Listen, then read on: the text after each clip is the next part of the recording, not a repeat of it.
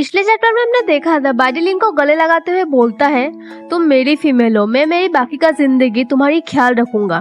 लिन ये सुन के चौंक जाती है और इस चैप्टर की शुरुआत में हम देखते हैं लिन उसे दूर करती हुई बोलती है, मैं किसी की भी फीमेल नहीं हूँ। पर जब बाइडी बहुत प्यार से लिन की तरफ देखता है तो वो सोचता है वो एक तरह से बहुत कोमल और धीर दिखती है और बोलता है, डरो मत, मैं जब तक जिंदा हूँ मैं तुम्हारी रक्षा करूंगा।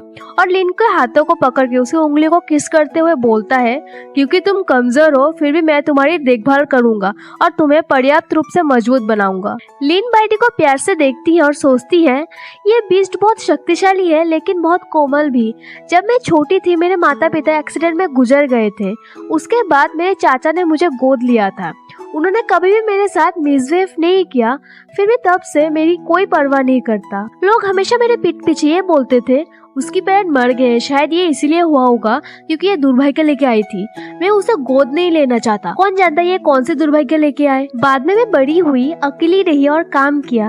मैं लंबे समय तक बिना किसी की प्रोटेक्शन के ऐसे जीने की आदी हो गई हूँ। लिन जब ये सब सोच रही थी तभी बाइडी बोलता है, तुम्हारे हाथ तो पूरे ठंडे हो गए हैं, और उसे गले लगाते हुए बोलता है, क्या ये तुम्हें अच्छा महसूस करा रहा है। लिन गले लगते हुए सोचती है ये बहुत गर्म और ड्राई है, उसकी बाहें बहुत कोमल है। मेरे माँ बाप के गुजरने के बाद ये पहली बार है मुझे ऐसा महसूस हो रही है कि कोई मुझे अच्छे से प्यार कर रहा है जैसे कोई फैमिली करता है। लिन बोलती है, मैं ठीक हूँ। बाइडी बोलता है, अच्छा ठीक है, मैं अभी ट्रांसफॉर्म होके तुम्हें जंगल ले जाऊंगा, तुम मुझ पर बैठ सकती हो। बाइडी जंगल में चलते चलते बोल रहा होता है, मैं तुम्हें अभी उल्फ ट्राइब के पास लेके जा रहा हूँ ताकि तुम्हारे शरीर का जांच हो सके। लिन बोलती है, मेरी शरीर पर मैं तो ठीक हूँ। बाइडी बोलता है, तो फिर तुम उस टाइम बेहोश क्यों हो गई थी। लिन अजीब सी फेस बनाते हुए सोचती है, मुझे नहीं लगता मुझे ये बतानी चाहिए कि मैं तब तुम्हें देखकर डर गई थी। बाइडी बोलता है, आराम करो, चाहे तुम्हारे हेल्थ के साथ कुछ भी प्रॉब्लम हो मैं तुम्हें कभी छोड़ के नहीं जाऊंगा क्योंकि तुम मेरी फीमेल हो। लिन को बार बार मेरी फीमेल सुन के अजीब लग रही होती है, पर अचानक से लिन को मिशन के बारे में याद आती है और वो बोलती है, मुझे और तो बीस्ट फार चाहिए, क्या मुझे मिल सकती है। बाइडी बोलता है, हाँ जरूर, रुको 1 मिनट। और 1 घंटे बाद बाइडी बीस्ट फार को लेकर आकर बोलता है, क्या ये 5 पीस काफी है? अगर नहीं तो फिर मैं और लाता हूँ। लिन बोलती है, हाँ हाँ ये काफी है। बाइडी बोलता है, तो फिर मैं तुम्हारे लिए इन्हें साफ करके देता हूँ। पर तभी लिन की नजर बाइडी के हाथ पर पड़ती है और वो बोलती है, क्या तुम्हें चोट लगी है? बाइडी बोलता है, मैं ठीक हूँ, खून बहना जल्दी ही बंद हो जाएगा। लिन चोट को देखते हुए उसे थैंक यू बोलती है। बाइडी लिन के सर को सहलाते हुए बोलता है, तुम मेरी फीमेल हो, मैं तुम्हारे लिए कुछ भी कर सकता हूँ, तो हर वक्त मुझे थैंक यू कहने की कोई जरूरत नहीं है। लिन सोचती है, उसे सच में मुझे सहलाना और गले लगाना बहुत पसंद है, बिल्कुल एक बड़े बिल्ले की तरह। बाइडी वहाँ से जाते हुए बोलता है, मैं बदबू से बचने के लिए खून को पोंछने जा रहा हूँ, नहीं तो फिर शिकार को इसकी गंध आ सकती है। लिन बाइडी को जाते हुए बाय बाय बोलती है। तभी लिन को सिस्टम से नोटिफिकेशन आती है, सिस्टम 438 न्यू मिशन कंप्लीट, और न्यू को गिफ्ट पैकेट दिया गया है, होस्ट प्लीज चेक करो। लिन सोचती है, ये साउंड मेरे दिमाग से आ रही है। लिन के हाथों में अचानक से कपड़े का बैग आ जाती है और उसके अंदर से उसे एक लकड़ी का स्टिक मिलती है। लिन देख के बहुत खुश हो जाती है और वो उस लकड़ी से आग जला लेती है।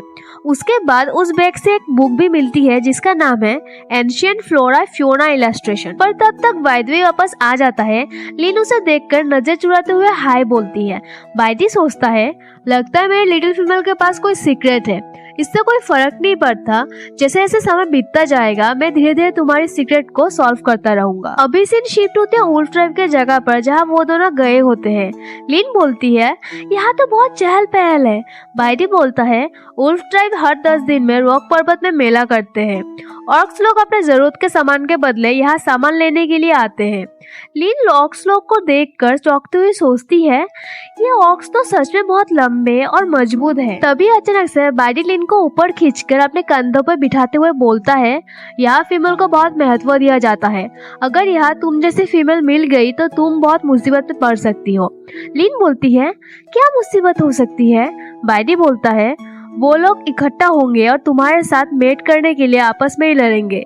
लिन डरती हुई बोलती है, प्लीज मुझे मत छोड़ना। लिन देखती है एक फीमेल बीस्ट के पीछे बहुत सारे मेल बीस्ट पड़े हुए थे, वो लोग उसे मनाने के लिए हर तरीके से कोशिश कर रहे होते हैं।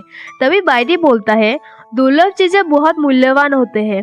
यहाँ आमतौर पर देखा जाता है कि दर्जनों मेल उल्फ एक ही फीमेल को ऐसे घेरे रहते हैं। लिन सोचती है, लेकिन इतने सारे आदमी नहीं, लालची उल्फ से घिरे होना ये वास्तव में डरावनी है। लिन को सभी मेल बेस्ट घूर होते हैं। तभी बाइडी बोलता है, डरो मत, मैं तुम्हें उच्च डॉक्टर को दिखाने के लिए उसके पास लेके जा रहा हूँ। पर तभी एक मेल उल्फ पीछे घूम के देखता है और वो सोचता है, क्या ये बाइडी है? वो हमेशा अकेला रहता है, पर वो किसी को साथ लेके क्यों चल रहा है? और यहाँ चैप्टर एंड हो जाती है। अगर आपको ये वीडियो पसंद आए तो प्लीज वीडियो को लाइक एंड कमेंट जरूर करना एंड चैनल को भी सब्सक्राइब कर देना, क्योंकि आपका एक लाइक एंड कमेंट मुझे बहुत मोटिवेशन करता है। और आज तक जितने भी आप लोग मेरे साथ रहे इसके लिए थैंक यू सो मच। तो आज के लिए इतना ही। तो चलिए नेक्स्ट वीडियो में मिलते हैं। Bye bye.